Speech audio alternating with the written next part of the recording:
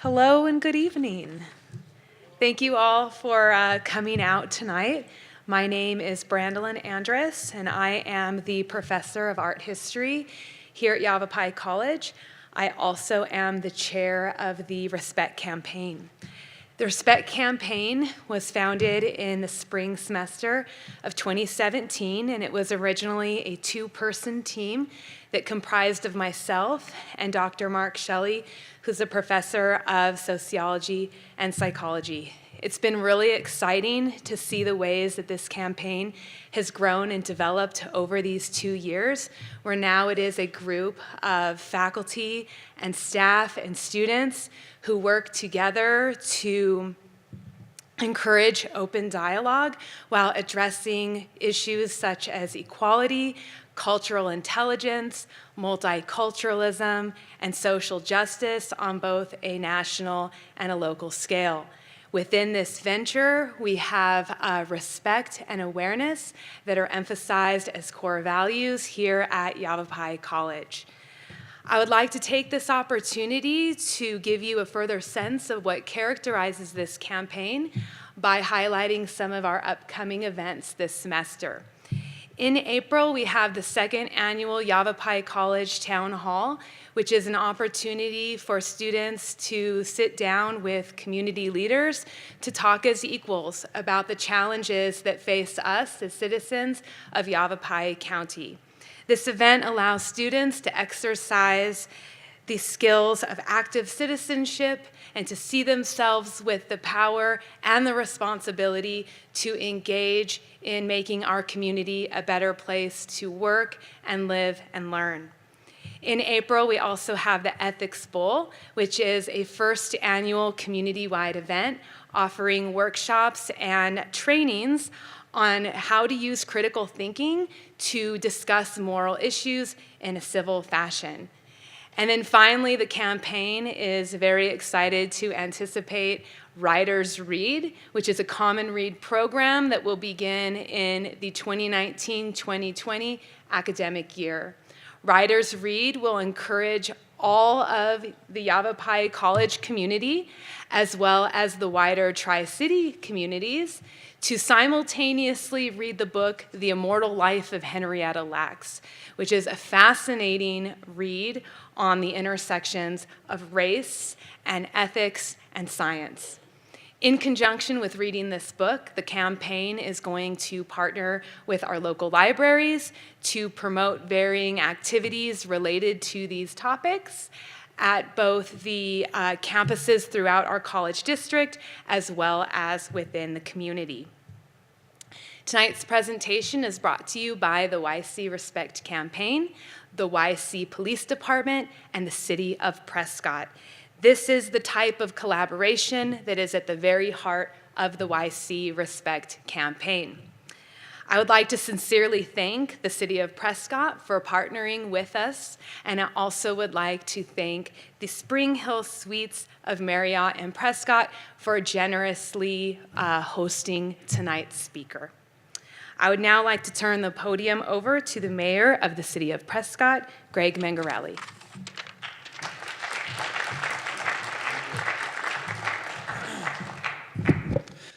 Good evening, everybody. How are we doing?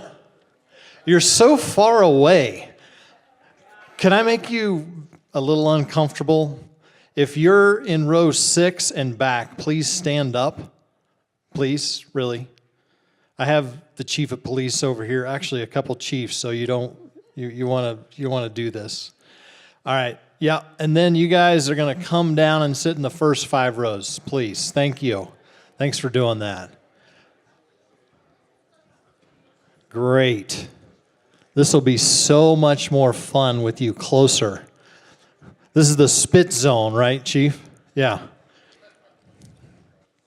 Thanks for doing that. Well, welcome tonight. We are proud to be a co-sponsor of the YC Respect campaign, and thank you so much to Chief Williams for making your way down from Washington to be with us. I want to make a couple introductions. It's kind of hard to see up here. Chief Light, our fire chief, is here. Thanks for being here, Chief. And Police Chief Black, thanks for being here tonight. And then, where did Mr. Heine go? Is he hiding? Oh, John Heine over here, Community Outreach Manager. Thanks, John. And we also have the CEO of the Prescott Chamber of Commerce, Sherry Heine. Thanks for being here tonight. Well, diversity is very important in our city, and we've been faced with this over the last number of months. I never really thought a lot about it before being the mayor. I believe we're everybody's hometown and everybody's welcome, and you know, things were going along great as far as I knew. And we've had some things come up in the city that surprised me a little bit and concerned me.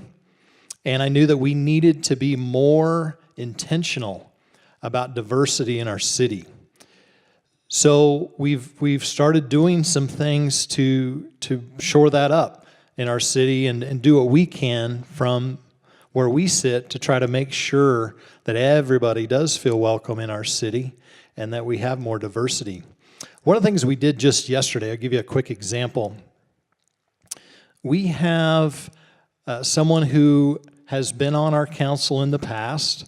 His name is Dick Cooper. He's now passed away a few years ago, I think in 2016.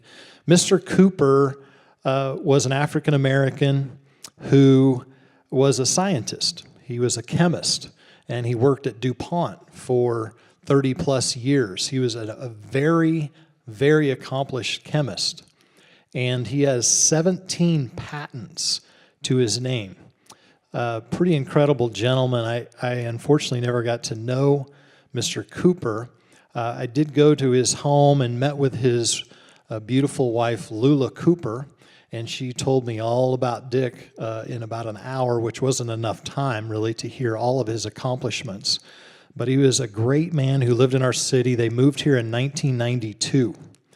And he was elected to our city council, the first African American elected to our city council in 1997.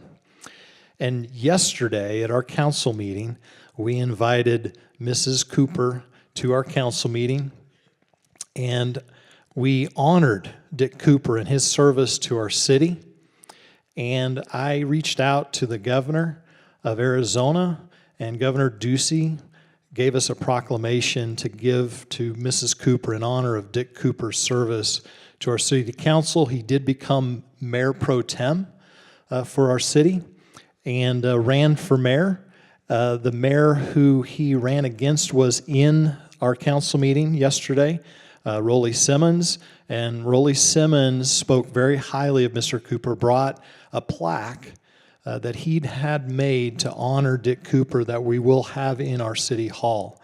So I think for us, we want to celebrate as much as we can, those opportunities we can to celebrate when we see diversity in our city and tremendous leaders like Dick Cooper, then we're going to make sure that we celebrate those moments and not tolerate any kind of discrimination.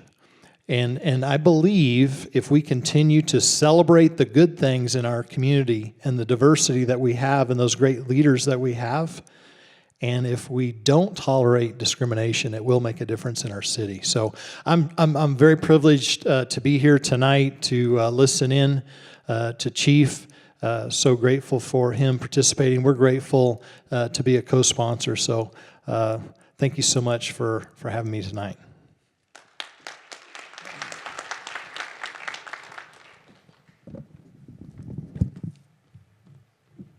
Thank you very much. I would now like to introduce a colleague of mine who I worked very closely with to organize this presentation. Quite frankly, without his hard work and his dedication to this project, this would not have been possible. It is my pleasure to introduce to you the Chief of the Yavapai College Police Department, Gerald Monahan.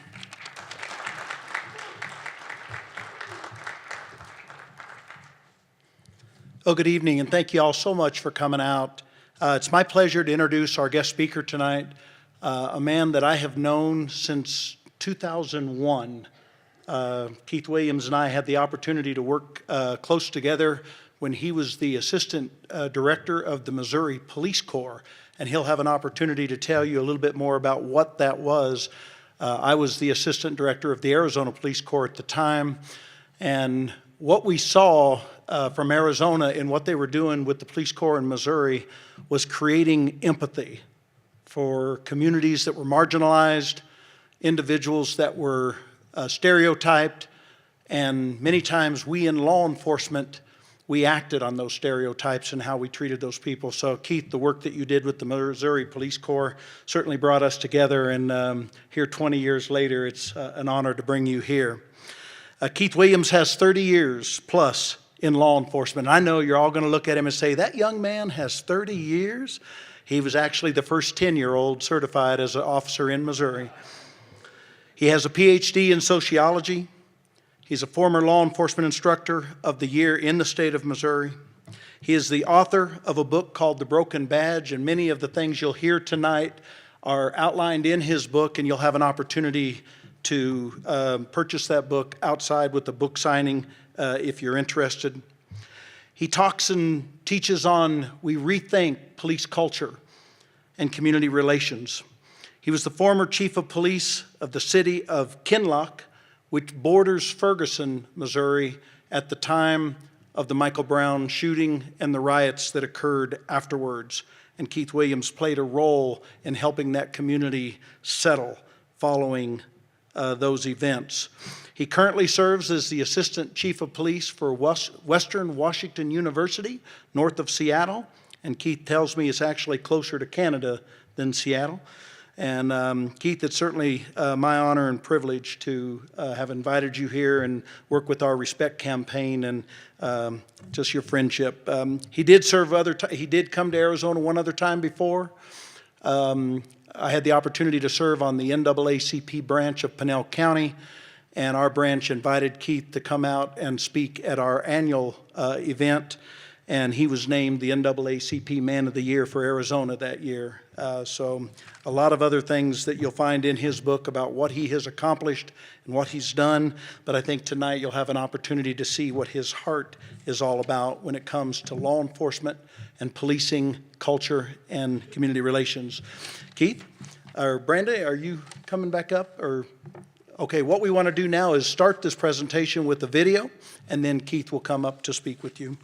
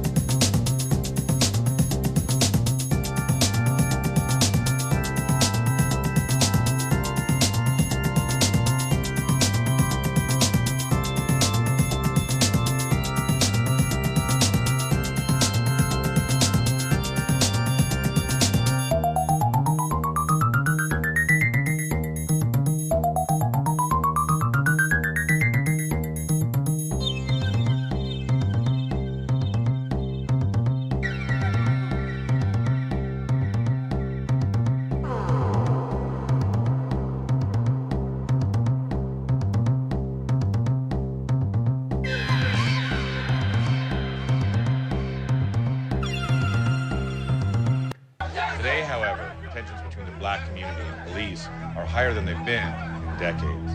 Because over the last few years, a string of high-profile killings of unarmed black men has led to public outcry across the country. In extreme cases, violent retaliation and even murder of police officers themselves. So we sent Cord Jefferson The Chief Williams of the neighboring suburb of Kinloch formerly spent 10 years on the St. Louis Metropolitan Police Department, witnessing firsthand both the good and bad side of policing. Could you talk a little bit about what it's like to be in in our current climate, a black man and a police officer? Most police officers out here are handling their business 24/7 with dignity and honesty. You know, one thing you have to always keep in mind about policemen and police work is that policemen risk their lives to help people they don't even know. But you have to always look at that one apple can spoil the bunch philosophy too. So it was shocking one time. I was talking to some officers and they said, you know, black people are genetically predisposed to be criminals. Good officers say that to you. To my face. If you're telling me that people of color or black people are genetically predisposed to be criminals, that pretty much says volumes to me. And that's really going to color how you go out there and police that community, right? Can't do anything if that's what but you that. believe. Can't do anything but that because you've automatically prejudged. I can count at least 4 times in my life when the police, before I became a policeman, were prepared to kill me, had weapons on me, and I was fear of my life, only because I existed. We have to figure out a way for those few to either change their behavior, get back on board as honest, just officers, or leave the profession. You'll notice around the country, more and more officers are beginning to speak out. We have to be the change that needs to be. More than 36 million. Another officer here with me, Colonel K.L. Williams. You're in Kinloch, Missouri, right? Correct. You have taught officers for 30 years on how to avoid bias policing and how to avoid using deadly force. What's your question? Correct. Well, first, let me just say a couple quick things because I've been sitting, I've been listening, and first of all, I'm just going to say police work is a very noble profession. Number one, what profession out there do people risk their lives to save folks they don't even know? Mm-hmm. That's the first thing I want to say. And second, we got to really begin to look at the base issues. See, there are officers out there who are willing to step up. You know, they have, when they talk about terrorism, they say, well, if you see something, say something. I say to my colleagues, if you see something, do something.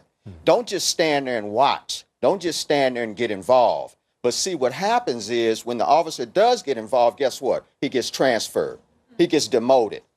He faces some repercussions from his colleagues, and therefore that behavior does not change. See, we can deal with this problem tonight if we really wanted to step out there and do something constructive and positive. Because the officers out there on the street right now, as we're speaking, they're seeing something that's wrong. They're seeing something that they know should be changed, and they should step in and do something and not turning their back saying, I don't know what I saw. I didn't see anything. You got to be responsible. We talk about accountability. Yes, I teach a class called Racially and Culturally Biased Policing, and it focuses on accountability. But if the accountability stops and is not supported by the higher ups, if it stops and this officer feels, well, I'll never move anywhere in this department if I speak out, because you understand there's a code.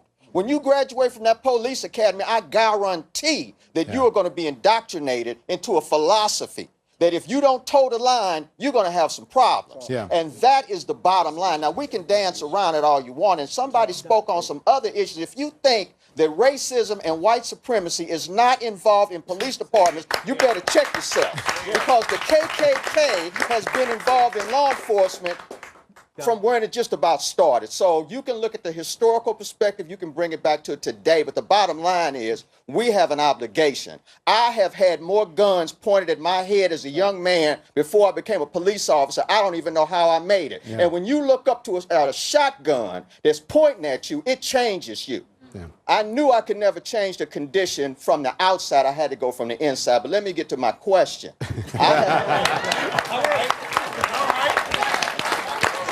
I have talked, I have traveled, I have spoken to police officers who have told me that they believe that black people are genetically predisposed to be criminals. Genetically predisposed. Let that sink in for a minute. And it is their obligation to control these people by whatever means are necessary. All right, I want to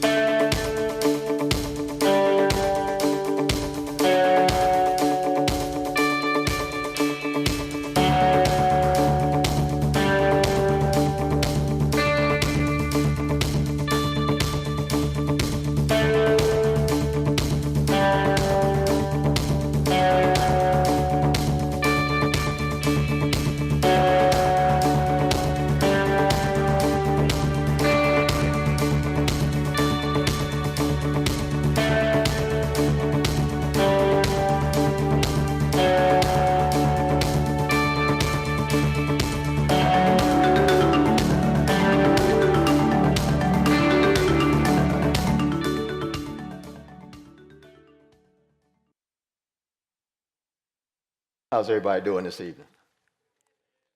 So far, so good. Not everything that is faced can be changed, but nothing can be changed until it is faced. It's James Baldwin.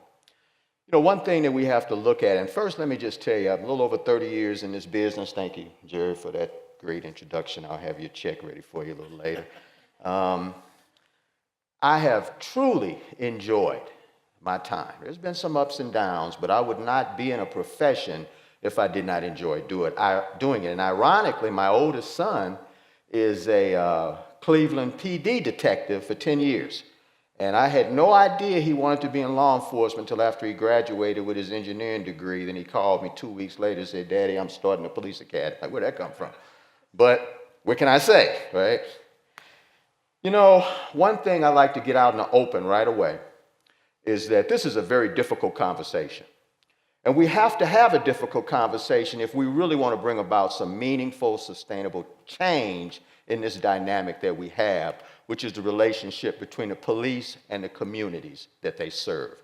Now, I will say that since I have relocated to Washington and have been involved, obviously, with that police department and the officers in that part of the world, I have seen some very positive changes and some very positive police work without a lot of the drama and negative and illegal activities I used to see in my old neck of the woods. But with that being said, how many of you have ever had a difficult conversation with someone? Maybe it was your wife or husband or child or boss or friend. It's challenging sometimes.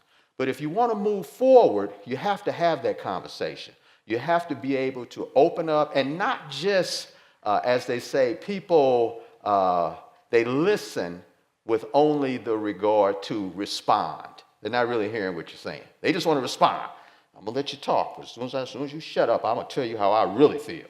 And that's what a lot of people do a lot of times. They kind of close themselves off and don't allow another point of view to come out there. You know, one thing I started doing, maybe 3 or 4 years ago that I didn't do when I first started teaching is I used the image of someone called Lady Justice. Everybody know about Lady Justice? You know, the lady with the white gown on, and she's blindfolded and scale in one hand and sword in the other. And, you know, a lot of people think, well, the police, yeah, they know about is that sword. That's it. They just want to come with that sword. Well, that is symbolism at its highest, you know. The blindfold, nothing but the truth. That's all I want to hear is the truth. I'm blinded to everything but the truth. That scale to weigh the evidence. And then that sword in the event that justice or some type of discipline is necessary. So when we look at that, I try to tell officers, what would Lady Justice do in that situation? You know, how would Lady Justice respond to that? To try to give some perspective to it. So getting back to that difficult conversation, I'm going to share a story I talked earlier today. You didn't tell everybody you allowed me to dress down for this. Yeah, see, you forgot, man. It's okay. Sorry. What I want you to do is I want you to just relax and think about a situation. You are graduating from high school. You're a senior, right? It's good times, right? Going on to college or other very nice, important events in your life. So you go out with one of your friends to a party, and on the way to the party, you're stopped by the police. And the police get your identification, they run you and come back and say, hey, you're wanted. At that time, it was called Grand Theft Auto. Didn't they make a game about that now? A video game? Okay. It used to be a charge code. I don't know if it still is, but in any event, you're under arrest. And so you are immediately swooped out of that car, put in handcuffs, and put into the back of the police car. And on the way to the police station, the officers are just bombarding you with racial epithets, calling you all types of vile names. And you deal with that. You get to the station, you go through the booking process, fingerprinting, photographs, all those wonderful things. And now you're still handcuffed after the fingerprinting, and you're escorted upstairs to the lobby. And it's, say, 1 o'clock in the morning, nobody around. And while you're in the lobby, You're just there by yourself, and everyone leaves. 5 minutes goes by, 10 minutes goes by, and you're just there standing in that lobby, wondering what's going on. And after about 10 minutes or so, you see 3 heads peek around that corner. And they say, boy, we wanted you to run so we could smoke you, meaning shoot you, kill you. Well, that individual was me. And that was the first experience I had had with the police threatening to kill me for no reason. And what was so ironic from my position is that I was a pretty good student in school, you know. I played sports, I had a part-time job, I tried to do the right thing. And even with all that, I still had to face that type of aggression and that type of a situation. And I think subconsciously, I knew right then and there that this was my destiny, that I had to get involved in a way to try to bring about change. And when we talk about change, it led me to something I've been working on for the past couple years, which is on the evolution of police culture. If you don't think police is a culture, let me let you know that it is. It's a culture that's steeped in a lot of history, and I'm going to talk about the history of policing in a bit. But that evolution has to do with a lot of things that just have not changed. You know, in reality, the evolution of police work really stopped in terms of a lot of changes in the 1950s. And those changes involved more diversity among the rank and file. There was not a lot done to improve the relationship between the communities that the police officers serve. Now, the evolution of police work, got nice cars, right? Police cars, don't have to always walk a beat. I don't know if any of you remember or ever heard of police call boxes. Back in the good old days, the copper had the key and opened the box, and that's how he communicated with the station. Now we have the fancy radios now.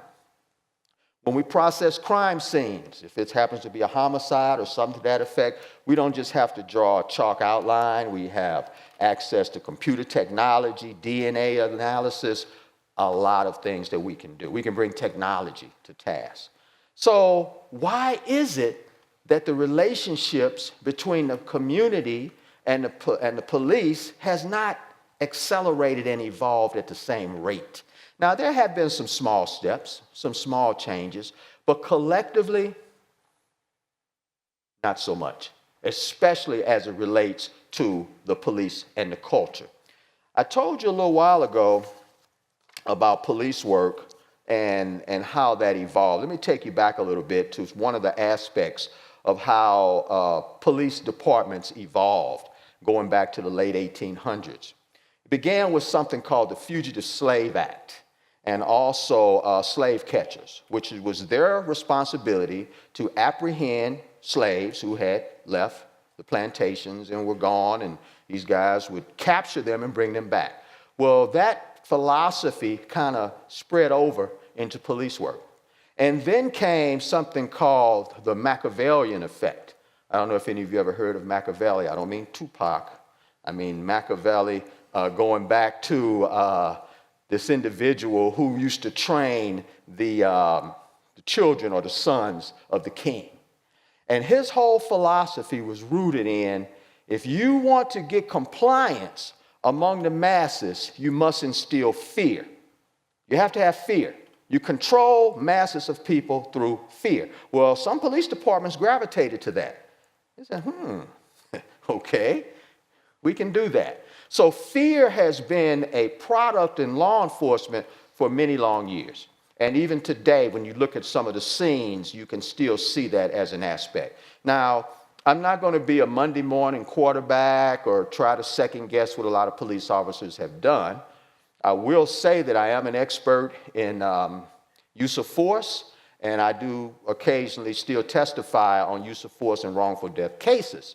So I have had an opportunity to tie in my experience as a policeman as well as the situations that demand more scrutiny as it relates to justice. So when we look at this whole fear concept, we see it a lot of times. How many of you have ever heard of a young boy called Tamir Rice? which was back in Cleveland. Young boy, now I told you, my son, 10-year veteran officer, detective.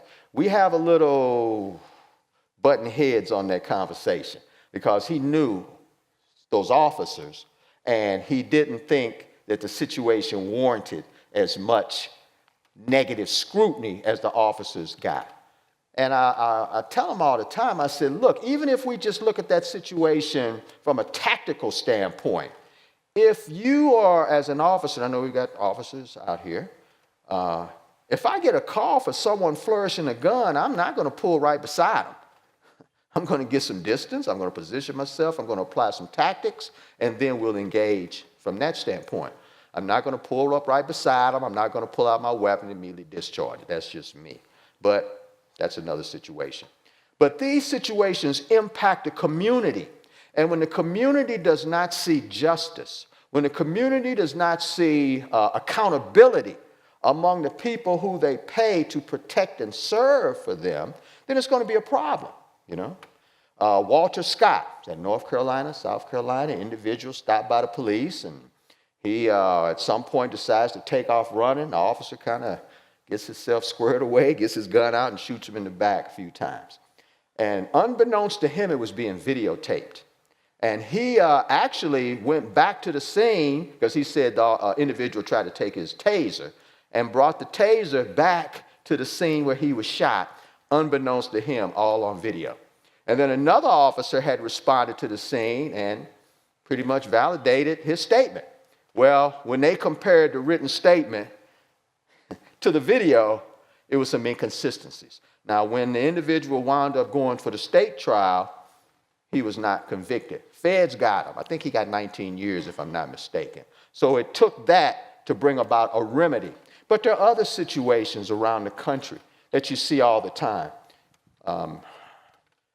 What we call the Ferguson Uprising was amazing to me. I had spent, when I was with St. Louis City, I used to go train with LAPD every year, and I wound up going through training and become a commander in mobile field force, which is crowd control, riot control, things like that. And when I saw this whole Ferguson thing evolve, I wasn't seeing a lot of the techniques and training and tactics that I had been schooled in. I just saw a lot of people coming heavy-handed using the force they felt was appropriate. Now, to give you a little bit of a makeup, in St. Louis, Missouri, you have St. Louis City PD, which is that time maybe about 1,400 officers. St. Louis County PD, which was maybe 700, 800 officers. But then you have over 70 municipalities in that area, some no more than a mile square. And when that code came out from Ferguson, which was only around a little over 100 officers, they didn't have the manpower to address it. So officers were coming from everywhere. And they were not following the script, if you will. There were a lot of incidents. In fact, one officer, a lieutenant, actually wound up getting fired because he began using racial epithets toward the crowd. Now, I don't know how you think that's going to calm a crowd that's already agitated and PO'd, but for whatever reason, he did. So with that being said, I saw a lot of division. I saw a lot of things that just were amazing to me. After things kind of settled down, the Ferguson Commission was formed, and I was on one of the subcommittees. And one thing that really caught my attention when they were talking, when the certain elements within that committee decided as a citizens group they wanted to have a manifesto to say these are the things that we will no longer tolerate from the police. A couple of those things had to do with, well, if a riot should start again, we don't want the officers responding in riot gear.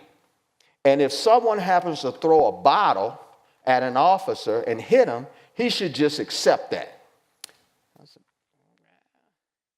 I don't know how you like to get hit in the head with a bottle and see how like you accept it, but you know, it is what it is. So with that being said, I saw a lot of things that probably could have been done a little bit better, but I'm not going to get too deep into that because, again, I said I didn't want to be a Monday morning quarterback, but it caused a lot of concern. I wound up that year going to the Philippines, and they were talking about Mike Brown and the Ferguson Uprising in the Philippines. I'm like, wait, how do you all know about this? But it quickly became a global issue to just show you how fast things go. Social media pushes things out there so fast it's almost unbelievable. Now, when we talk about the evolution of police culture, past, we talk a little bit about how that evolved, and present and future, it's important for a relationship. The first thing is about respect. I like the respect program that's going on here that was talked about at the beginning of the program. Respect is very important, but what's also important is trust. Some of you may be married, husband, wife, significant other, girlfriend, boyfriend. If you could not trust your significant other, what kind of relationship would you have? If you couldn't trust them, you know?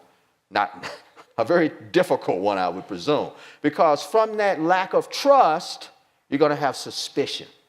And then from that suspicion, I said earlier, if I had my Yoda voice, I could, from suspicion comes anger, and then anger comes this and that, and that's really how things happen. And because of that, if you look at that same dynamic from the relationship of a community, if the community does not trust the police, what kind of relationship is that going to be? A very difficult one. Because if the police see you as an occupying force, or the community sees you as an occupying force, it's an issue. And it has to go both ways. When I first got promoted to sergeant, I had one of the other officers who was promoted as well. He said, hey, Keith, where are you going? What district are you going to? I said, well, I'll be in the 8th district. He said, the 8th district? That feces hole? He said something else, but I'm just going to leave it at feces hole. He said, you working in that feces hole? And I said, feces hole? And I had that time, my in-laws lived in that area. I said, how's that a feces hole? How do you engage feces? Do you love it? Do you cuddle it? Do you hold it in your hand and squeeze it and kiss it? No, you probably say, get away from me. I don't want it around. And if you police your community thinking that it is a feces hole, then you are going to do some things that are probably not going to be the right thing, And that was the challenge. Because, see, once he said that, I knew exactly where he was coming from. I said, you don't have to say another word. I got you. So with that being said, people have to be careful. Because, and I don't care how bad a community is, I would probably say not everybody in that community is bad. Not everybody in that community is selling drugs, robbing people, raping people, committing crimes. Certainly there are some that do, but not everyone. So to vilify a whole community based on the actions of some does no real service. In fact, it does a disservice. So one thing we have to do is work on building a relationship. It is that relationship between the police and the community that has to come together. We will never see the type of change, in my opinion, that's necessary to move that needle forward until we have that honest conversation and put it on the table. Certainly a lot of police officers are very frustrated and get angry sometimes by some of the behaviors of the communities that they serve. And I get that. Sometimes I was one of them.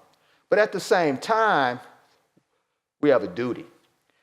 Now, for police officers, firefighters, for attorneys, doctors, lawyers, nurses, most times you have to swear an oath. You have to swear an oath to that profession that you are going to honor it and follow the mandates. Anytime you have to swear an oath to something, that means you are held at a higher standard. And when you are held at that higher standard, the accountability goes with it. And if you're not willing to accept that, it may not be a good idea to go in that profession. There's a lot of things out there, and that may not be the one for you. So with that being said, that honest conversation, that difficult conversation, building that relationship, holding people accountable. I talked a little bit about in that clip that even when some officers say, hey, the guy is handcuffed, he's on the ground, why are you stomping him in the head? Let's stop that behavior. And you get involved and stop that behavior, and then the next day you find out you're transferred to another division. Now you're on nights, and you may be under some type of an investigation for interfering. And I've known a lot of officers who met that fate. And so therefore, with that being said, a lot of people say, hey, I'm not going to say anything. Hey, I want a promotion. I want to have different assignments. I want to progress through this department. But sometimes I just think it's so important you got to take that hard stance if you want to see change. There are far more eyes out there among the community than there are police officers. And if we don't have that respect or at least that cooperation between the police and the community, it makes our job that much more difficult. For those communities that have good relationships with their citizens, they tend to have a much more productive opportunity as they deal with crime, as they deal with other issues that impact their areas. So I think it's important to keep in mind that we have to do these things and be fair about it. Racial profiling is defined as the practice by which police officers stop motorists of certain racial or ethnic groups because officers believe that these groups are more likely than others to commit certain types of crimes. You heard me talk about that fact that a lot of officers feel that certain minorities are genetically predisposed to be criminals. And if as a police officers have immediate power. A police officer can change your life immediately, instantly. I've been a police officer over 30 years. I still don't like police officers following me, behind me. I get nervous because I'm thinking about those times before I became a policeman and it impacts me. I didn't forget that. And it does others as well. So if we are going to bring about that change, we should at least have that as a mechanism of communication. But if you judge a person solely by what you see, their ethnicity is such, that's a problem. I can tell you two of the most important people initially for a young police officer is the field training officer and their sergeant. These people dictate a lot of the direction that officer is going to go. My FTO was an investigator. And as I moved out in my career, I became an investigator. I became a detective. I loved it. It's great. Some guys like doing traffic. But if you have an FTO that says, if you see 4 black males in a car, you better stop and pull them over because they got dope, guns, or they're wanted, period, end of story. That's your lesson for the day. That's what you do. Doesn't matter if the car is lawfully on the street. Doesn't matter if they haven't broken any laws. Officers must be able to articulate what they did and why they did it. It's not just enough, well, it's 4 black males in the car. They're doing something wrong. Got to pull them over. That just doesn't cut it. But in some communities, it gets away. And it's accepted. We have to bring about change. Because I can tell you what, in certain communities that are distressed, where there is poverty, and these things go on a regular basis, you try to do these same things in affluent areas, you're going to have a problem. Because there'll be some phone calls are going to be made to people who have power and are going to impact you immediately. So I believe let that knife cut both ways. If you're going to do something with this group, then do it with that group as well. Now, we hope that your behaviors and actions are positive and legal, but at the same time, could be a challenge. Erosion of trust. I don't know if we have any people who are farmers or have family members of farmers, or if you have a garden, like to grow things. If your soil has eroded, how effective are you going to be in growing your vegetation? Probably not too successful. Well, that also applies to communities as we look at trust. If there is an erosion of trust between the police and the communities they serve, you're going to have challenges. They say, well, hey, what is this Black Lives Matters? What's that all about? It's just another racist organization out here. They're not doing anything positive or productive. Now, I'm not going to jump on a bandwagon and tell you anyway how to think about anything, but look at it like this. In your community, wherever you live, if your house was on fire, your house is blazing, and you get home and see your house, now your house is the only house that's on fire. You certainly want that addressed, right? I don't want my house to burn to the ground. I need help. Well, I'm not saying that your house is not important. I'm not saying that your house is not important. I'm just saying I need help. To me, that's kind of how I look at this whole Black Lives Matter scenario. Now, there may be some overzealous people who do some things that might be a little bit different, but at the end of the day, All we really want among communities is to be treated fairly and to have equal opportunity to have a great life. And I don't think that's too much to ask. How can we change these things? What do we need to do? Because this is a conversation that's not just here. This is a conversation that's not just in Bellingham or Seattle or San Francisco or New York or Chicago. And if you look at New York, at one time, New York was spending $100 million a year to pay for wrongful deaths and excessive force cases. $100 million a year. Mayor, could you use $100 million? Everybody would get a cut, I'm sure. So, bottom line, though, is that I think that money could be appropriated for better use. Fixing city streets, hiring more firefighters, more law enforcement, EMTs, maybe getting more resources to do the things, education, not just paying stuff. Because you can go to the news all the time and somebody who had been involved in an incident and sued the police and wound up winning $1 million here, $2 million there, $3 million there.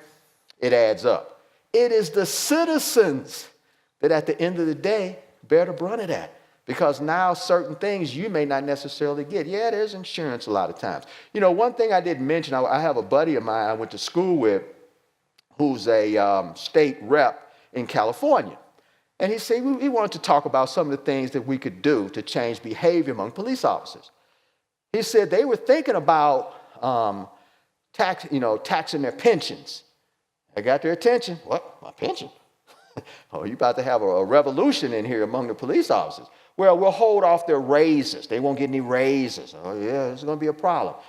So when you start directly, now I'm not saying that that's one way or the other. I certainly wouldn't want my pension or anything being attached, but how do we change that behavior?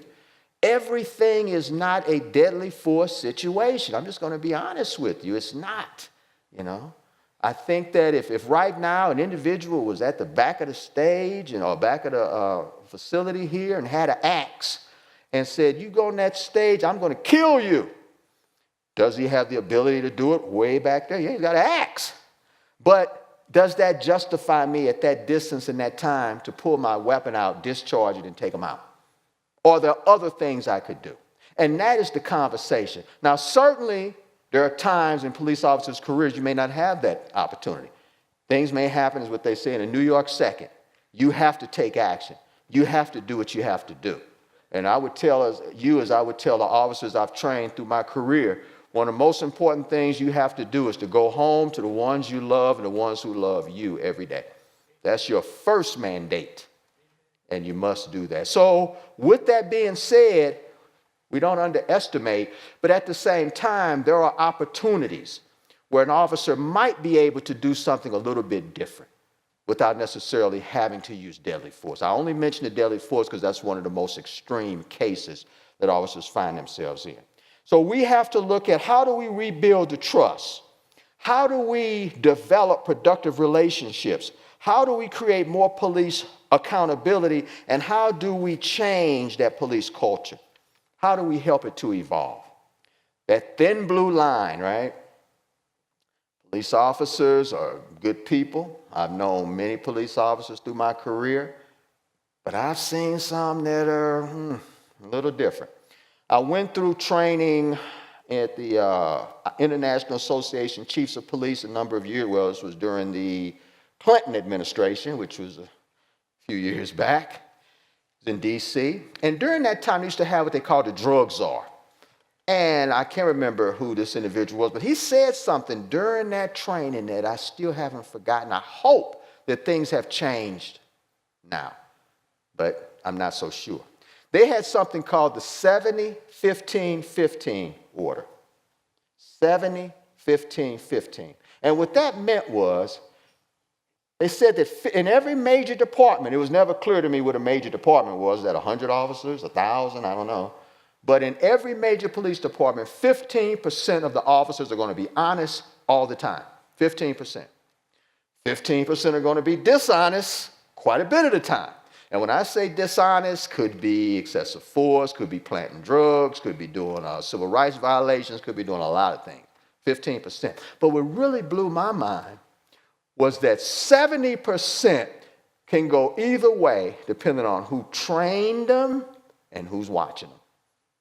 Who trained them and who's watching them. It's kind of scary. Now, I hope those numbers have changed and gotten better, but it wasn't that long ago that that information was revealed to us. And there was a lot of folks there in D.C. going through that training. Things have to change. Things have to evolve. It is very important. Racially and culturally biased policing. Law enforcement inappropriately has an analysis of individuals solely based on what they see, your profession, how they perceive you. Are you poor? Are you a member of a certain racial group? Are you both? In many communities right now, certain people of color will not buy certain cars because they know if they're driving around in certain cars in certain communities, the police are going to pull them over. They're not going to wear certain jewelry because they know the police are going to come at them. Certain clothing. They know that, so they don't. Is that fair? I mean, if you lawfully can afford to have a Bentley, Jerry, you have a Bentley, don't you? Chief? No, I'm just teasing. But whatever you want, if you can afford it, that's on you, right? Not so much in many communities because they know you become a magnet for police activity. And who wants that in their life? Who wants to have the police stop them, detain them, pull them out their car, search them, search the car, maybe tow the car? You can't get to work, you lose your job. Now your wife's upset, your kids are hungry, you got a problem. That's in many communities, people face these things on a daily basis. Now, it wouldn't be so bad if it was done to everybody the same way, but it's not. In some communities, you get a warning. In some communities, you get a ticket. In some communities, people say, okay, this is what you should do next time. In some communities, get out the car, turn around, put your hands behind your back, you're coming with me. So I go back to that knife cutting both ways. Respect, trust. These are base core issues. Talk a little bit about the police corps. Boy, I tell you, the police corps was some of the finest training I had ever seen in my career. And I've traveled all over the country, training and being trained. We would take college graduates, put them in a residential training program for 6 months, which was heavy military emphasis, and then put them in addition to the traditional police training, we would put them in environments, maybe they'd be homeless. In St. Louis, we would take them to downtown St. Louis, drop them off and say, don't leave this 2-block area, bye. And many of them were not from St. Louis. They were like, what the? Now, I would have my officer buddies in the area to make sure they were safe, but they didn't know that. And because they have to have empathy, they have to understand, many of us are 1 or 2 paychecks away from being homeless. And if we look at I know in Seattle and up a little bit where I am, up in Bellingham, the homeless scenario, wow, it is amazing. When I first got, it'll be a year next month that I came to the Pacific Northwest. But when I got there, they said, hey, they had built a homeless camp in a cemetery. I said, what? In a cemetery? Oh my God, it's wow. So desperate times, people do desperate things. Now, what do we need to do collectively to bring about change? I was telling you again, going back to the police corps, empathy with the communities that we serve. After they spent that day or that night as a homeless person, we regrouped and took them to prison and left them there in a cell. They were like, wait, I've been up all night cold. Now I'm in a cell in a prison. Real prison. It was amazing. But see, that was all done because once they graduate, once they become officers of the law, now they have a little bit more of opportunity to have walked in those shoes. Now, I'm not going to say they totally absorbed everything, but that was a lesson. And many times they took it to heart, and it impacted how they engage communities. We spent a lot of time with young people, spending time with them, going camping, doing positive things, kind of like the big brother kind of thing. Those are important to build relationships. You have to have a relationship between the police and the communities they serve if you want to see real change. It's just one of the facts. Freedom is a road seldom traveled by the multitude. The ultimate measure of a man comes not in times of comfort and convenience, but rather in times of conflict and controversy. That's a little takeoff of Martin Luther King. But it's important to note that we are all challenged. But what are you prepared to do? What are the police officers prepared to do? Are we going to have that honest conversation? And if so, when? Because more often than not, in many communities, it is this. The police, difficult hearing what the community has to say. The community, difficult hearing what the other entity has to say. Because I can tell you, many a day as a St. Louis police officer, we'd get to work and we'd have 100 calls pending. 100 calls pending. We don't have time. We got to get to work immediately. Got to get out there and start handling those calls, call to call to call to call. Well, it's difficult to build relationships when you are going call to call to call to call. And it's challenging because you have a job to do. But at the same time, it's good to know the churches. It's good to know the community centers. It's good to visit the businesses, the people cutting their lawn, or I should say shoveling their snow. It's important because then you begin to build relationships that come back and may be very productive for you in the future. I spoke about accountability. Accountability goes in a lot of directions. As I mentioned before, that for that young officer who's now going through field training, that field training officer and that first line supervisor, sergeant, are very important. They have to be held accountable. When an officer has issues or going on, there's some challenges. I don't know how many of you are aware of what's going on in St. Louis right now, or maybe a couple weeks ago, there was an incident. I didn't know these officers. I don't think of the 3 officers they had 5 to 7 years on collectively. They were all young officers. And what happened was that, 2 of the male officers were in one district. You know, cities divided in districts. You patrol your district. Pretty much that's how you do business, your zone, your district. Well, they left their district to go to one of the officers' homes who lived in another district. And unbeknownst, I guess, a female officer who knew them called them to meet. So they meet at the one officer's house, and while they're there, for some strange reason, they decide to play Russian roulette. Now, they're drinking. Police officers on duty, in uniform, drinking, playing Russian roulette. Does that even sound real? Crazy. Well, unfortunately, the female officer was shot and killed. She's no longer here. And she was also, I believe, a airman. She was in the Air Force as well. But she's gone. She's 25 years old. Wow. You know, and she's gone. Now, this officer is under arrest. I think he's on bond, but he charged with first-degree manslaughter. How's that going to impact his career? You know? So we seal our fate by the actions we take. And here we go. Now, but when I first heard about this, one of the first things I said, where's the sergeant? Your sergeant, I love being a sergeant. Most police officers will tell you, sergeant's one of the best jobs in the department, wherever you are. But you got to know where your officers are. You got to know what they're doing. You can't just be somewhere saying, okay, I'll see you at the end of the shift. Doesn't work that way. You are responsible. This happens on your watch. So that's the first thing I asked. Now, that information has never come out yet, so I don't know what happened in that situation, but it's the price you pay for being a supervisor and a leader.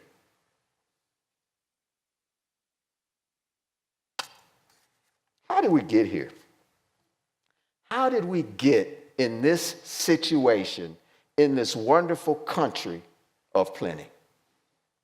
How did so many communities have such an adverse relationship between the police and the communities they serve? Now, certainly it didn't happen overnight, and certainly some of the behaviors are uncalled for. I remember as a young officer, maybe with 2 years on, there was a Caucasian individual I stopped, ran, he was wanted for something, and I brought him into the station. And the desk officer, who was white male, First thing he says, what are you doing locking up white folks, bringing them in here? What's wrong with you?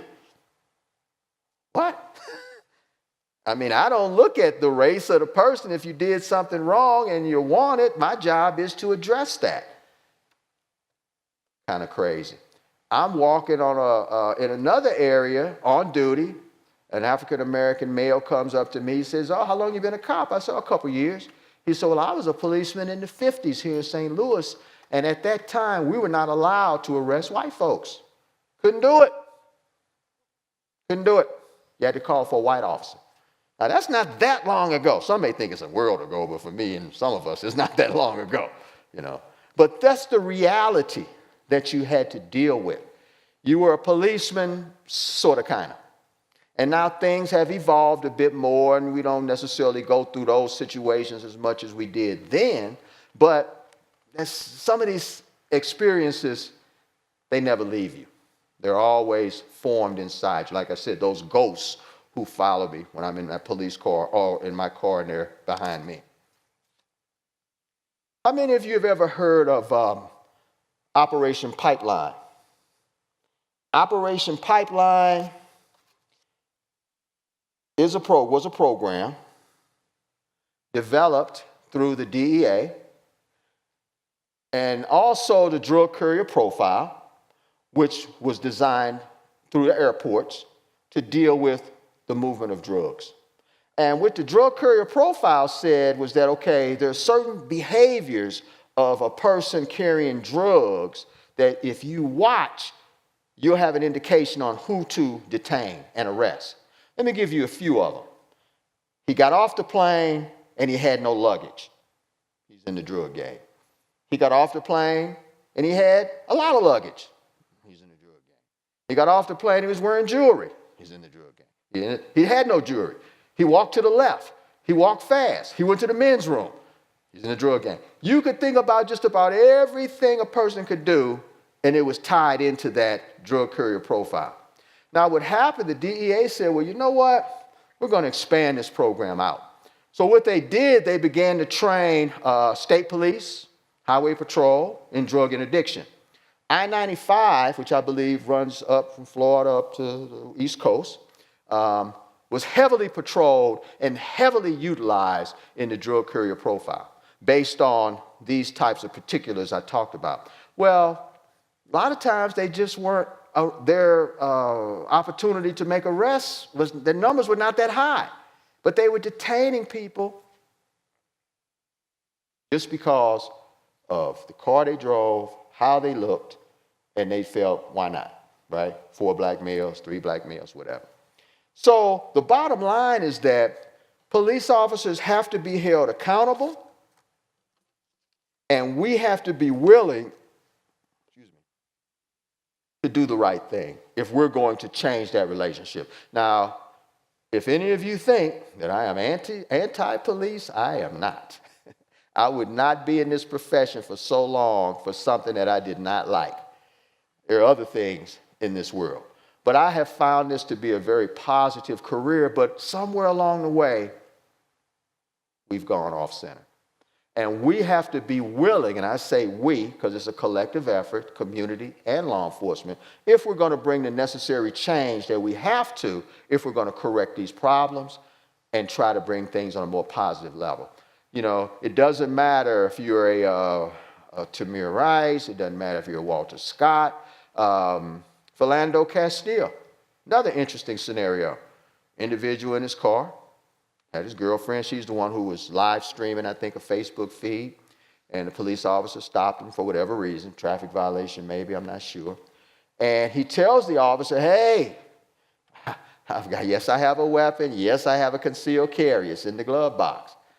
He says, give me that. I need to see the concealed carry. And his partner was on the other side of the car watching. And so he followed his instruction and reached for the weapon and wound up getting shot. I have something I want to show you real quick.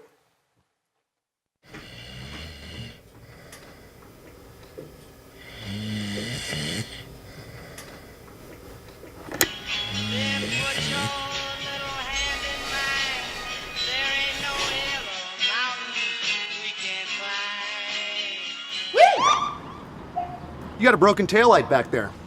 Can I see some ID? Oh. What are you reaching for? My ID. All right. Okay. What are you reaching for? The thing you asked me for.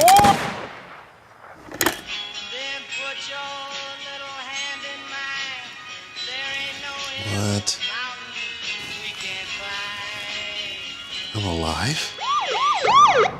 You didn't use your turn signal back there. Let me see some ID. Yes, sir. I am going to reach down now, very slowly. Don't be stupid! Don't be stupid!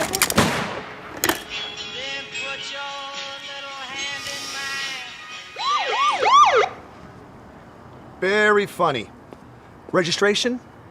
Fuck. Good. License registration, good. You have a firearm on you today, sir? This is an open carry state, sir, and there is a firearm in the glove box. All right, let me see it. Okay. Ah, you got me. You have a firearm on you today? No, sir, just a book. Yep. Are you holding a firearm? Are you holding a firearm? Right now? You got a cracked windshield. You did a rolling stop. You stopped too long back there. I'm stopping everybody with broad noses. See if you match a description.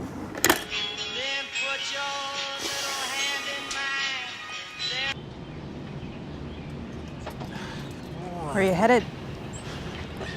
My mom's, then work. Got a call about someone matching your description. I didn't do anything. Get on the ground. For what? Here we go again. Where are you headed? Really? A man of the Lord. You got an APB out on grilled cheese? No matter what I do, no matter how I act, no matter what I wear, you all are still gonna shoot me? Get down on the ground. Uh-oh. Well, if you can't beat them, join them. I mean, it's not like they're gonna shoot one of their own, right?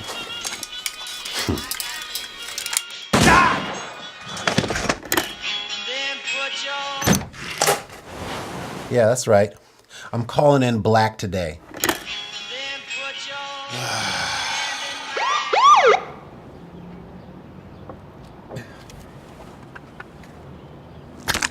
License and registration, please. Oh, hello! Oh, excuse me, ma'am. Excuse my face. I'm doing a last-minute face mask.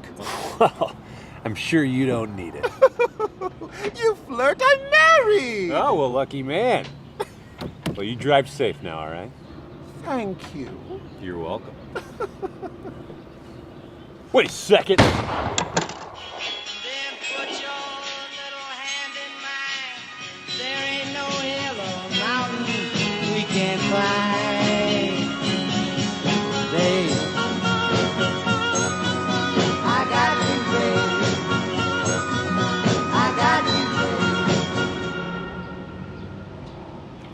Hey, hold up.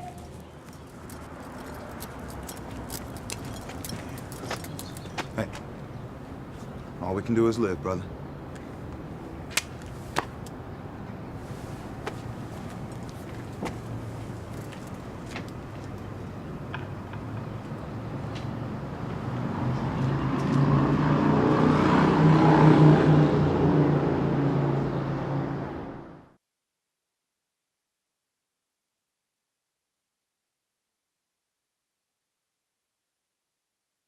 You know, even though parody of sorts and comical, sometimes I have to laugh to keep from crying when I see that, because some of that just rings true. You know, it's very sad. And the perception in many communities is that no matter what you do, the police got it in for you. Okay. So I think it's important to note that if we are going to change that behavior, if we are going to improve the relationship, if we're going to get away from some of the outdated models, then we have to be willing to do some things that are going to be a little different. And it starts with that difficult conversation. It starts with how do we engage. You know, in many communities, parents are talking to their children on how to interact with the police. Don't make any sudden movements. have your hands visible, right? Yes, sir, no, sir. All these things. And yeah, okay, I get it, but police also have to be willing to at least have greater understanding. Yes, it can be dangerous. Yes, there are too many officers who are paying the ultimate price. But at the same time, we have a responsibility as citizens. We have a responsibility to make sure that the next generation has a little bit better opportunity. So much of what we see now and what has formed people's opinion is driven by social media. And I'm not saying social media is a bad thing. It's not going anywhere. It's going to be around. But at the same time, you got to take things with a grain of salt. You can't believe everything you see or hear. You have to be willing to have a bit of an open mind and be willing to listen and understand that there are different ways to do things. And as police officers, we have to be held accountable. And I think that's one of the greatest challenges in many communities is they don't believe that police officers are held accountable. Even if they do something and get caught on video, go to trial, still not found guilty. Now, I'm not, again, Monday morning quarterback, I'm not saying one way or the other, but what I'm saying is there's a perception by the communities that police are given a pass. And because of that, a lot of communities have a lot of mistrust as it relates to their relationship. And going back to that relationship, how do we build that relationship? What are the tenets, the foundation? Yes, respect. Begins with respect. Trust, open dialogue, and not being afraid to have that difficult conversation. It's not something that's going to change overnight because this problem didn't happen overnight.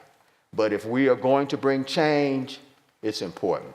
I think your community here, although there's crime everywhere, I don't think a lot of the issues that I saw back east I see as prevalent since I've been out here, and especially west where I currently work. I just don't see it. Yes, there are things police officers are doing that's wrong, and it does happen, but I just don't see it at the same level that I saw there. As I mentioned, New York at one time $100 million a year in wrongful death and excessive force cases. $100 million. That's important. With that being said, I want to give you an opportunity. Well, first I want to thank you for allowing me to come here. This is my second presentation today. But also, if you have a question about anything as it relates to police work or why police do the things we do, or maybe you have an idea on some things that could bring about some change, here's an opportunity. Would anyone have a question? Yes, ma'am. We're going to get a mic, too, for you. Well, go ahead. So how do you build that trust if you don't set up a forum or a place where people can come and meet and talk about what's on their mind? If there is no opportunity to make that exchange, how can you build a relationship? The community has to provide opportunity for people to come together. I agree. And talk and exchange and get to know each other. Sure. Just like we're doing here. Public forums, great opportunity. But it serves no one interest if you have a public forum and no one shows up, And we see that in a lot of communities. It's never going to change. They're going to keep doing this. I got other things I need to do. I don't need. So I agree. In order to have that conversation, we got to have that conversation, right? And we should have it in a location or a place that's neutral, that I don't have to fear repercussion or anything like that. Just an opportunity to get to know. You said something very important. Get to know that person. One thing I like to do sometimes at the university I'm at, just to get to know people, is we bring food in. We bring food, we eat, because food brings people together. A little bit of this, a little bit of that, and you're trying this, and boy, people are like, wow, this is good. How'd you make that? And next thing you know, you got a conversation, and boom, I made at least an acquaintance. And that's what we have to do. We have to get together and have that conversation. Thank you. Any other questions? Oh, right here.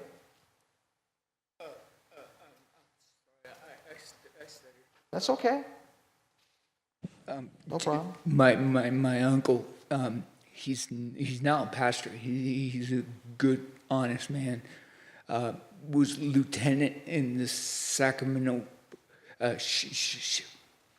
Sheriff's Department, but because of a misunderstanding, and I only have to take his word for it. I believe it. He was quickly judged to be racist, and then lost his job. Well, didn't lose his job, but was kind of pushed out of it. And what kind of things might you have that's a big problem, I'm sure. Yeah. And just ideas on how to maybe stop that from happening. Good question. That's a very difficult one. Very difficult to find that solution that's going to be readily available all the time. You know, does racism exist in America? I'd have to say it exists. But does it always exist every time, every situation happens between people? Sometimes people are quick to call out certain things because they want a reaction, they want a response. So it goes back to fair. And how do people perceive you? You know, if a person really believes you and they know you and they say, hey, what's your name? Ryan? They say, you know what, Ryan's a good guy. He's always been fair. He's always been honest. He's always treated me great. You know, I've never really seen, he may get angry every now and then, but boy, he's really a good guy. And then someone says, well, Ryan is this, Ryan is that. We're talking about the same Ryan, you know, because people now they've got to know you, so they'll kind of push back on that a little bit. But unfortunately, sometimes political, sometimes economic, sometimes other issues force people's hands, especially if the community is uprising. And then people say, well, it may be easier just to cut our losses than to try to fight this. But you don't make a lieutenant by being racist. I just wonder where that suddenly came from. Rose up the ranks, being a good man. Okay. Well, I don't know your uncle, so I can't say, but I can say that there have been others who have built their career on race issues, excessive force, and other behaviors. Remember 15.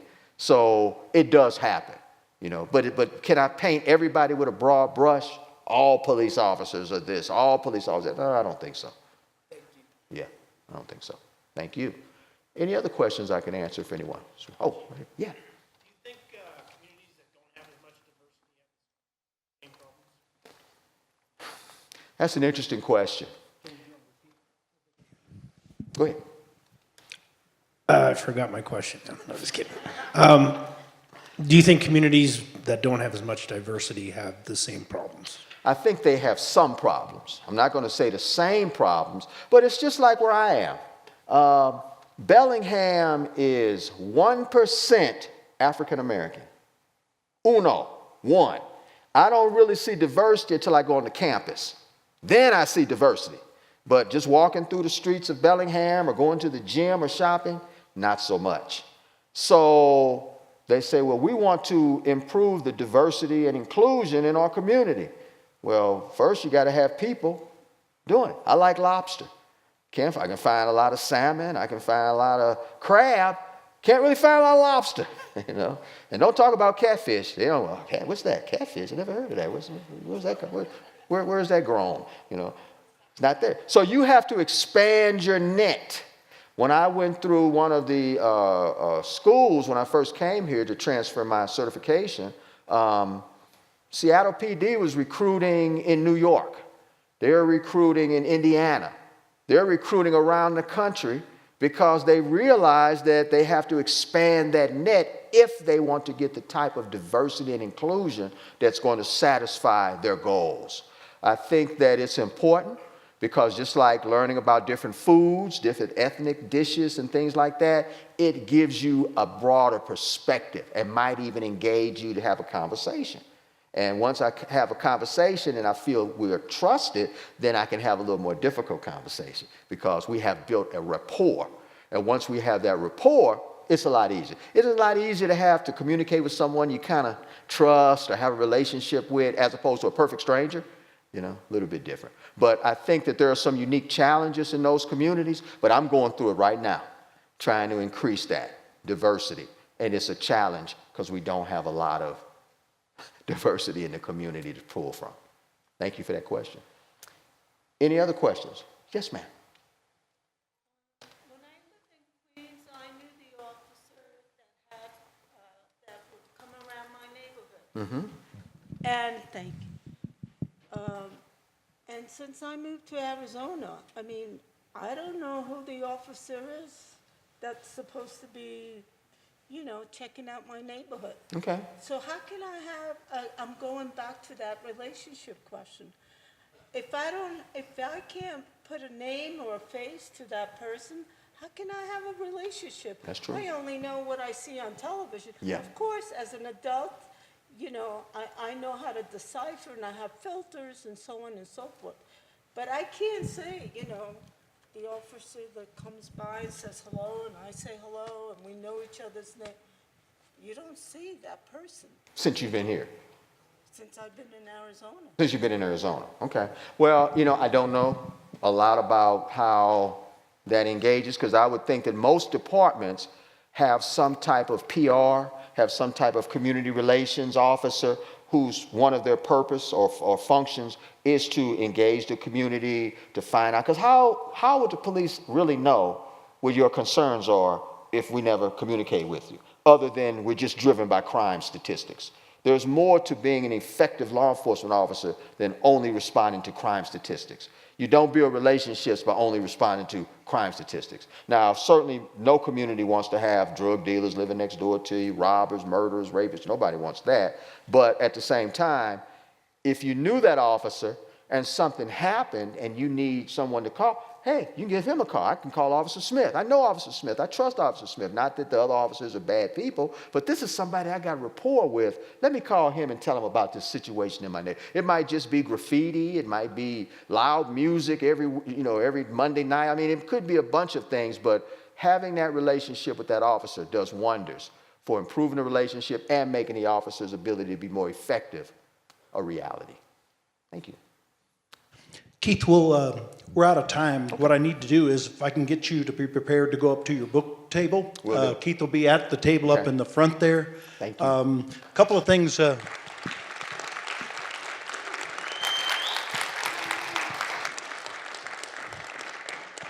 Chief Williams represents what's right about law enforcement in America today, and it's certainly been an honor to know him. A couple things I want to do as we're closing. I want to call out a couple of people.